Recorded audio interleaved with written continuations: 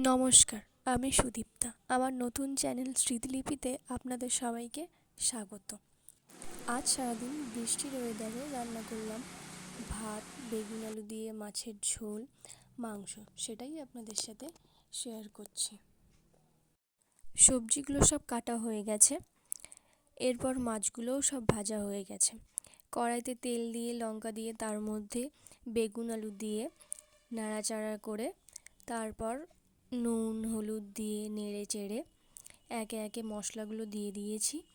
জিরের গুঁড়ো, ধনের গুঁড়ো, লঙ্কার গুঁড়ো, গোলমরিচের গুঁড়ো দিয়ে ভালো করে নেড়ে চেড়ে কিছুক্ষণ ঢাকা দিয়ে রেখে দিয়েছিলাম।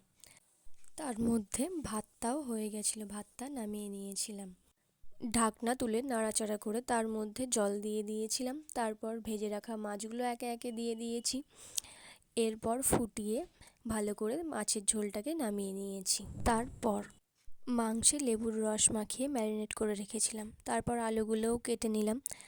তারপর পেঁয়াজ, রসুন, আদা, কাঁচা লঙ্কা কেটে সেগুলোকে বেটে নিলাম।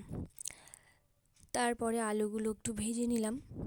এবার কড়াইতে তেল গরম হয়ে গেলে তার মধ্যে দিয়ে দেবো একে একে শুকনো লঙ্কা, গোটা গরম মশলা আর কটা তেজপাতা। এরপর কড়াইতে পেঁয়াজ, কাঁচা লঙ্কা, রসুন বাটা দিয়ে নাড়াচাড়া করে লেবুর রস মাখানো চিকেনটা ওর মধ্যে দিয়ে দিয়েছি।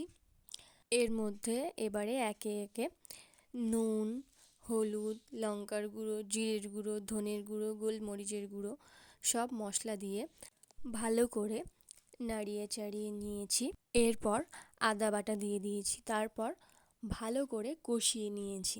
নেওয়ার পরে জল দিয়ে দিয়েছি। ঢাকনা চাপা দিয়ে ভালো করে ফুটিয়ে তার মধ্যে গরম মশলা দিয়ে নামিয়ে নিয়েছি।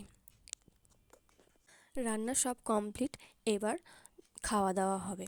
তো ভিডিওটি যদি আপনাদের ভালো লাগে অবশ্যই লাইক, কমেন্ট অ্যান্ড সাবস্ক্রাইব করবেন চ্যানেলটিকে।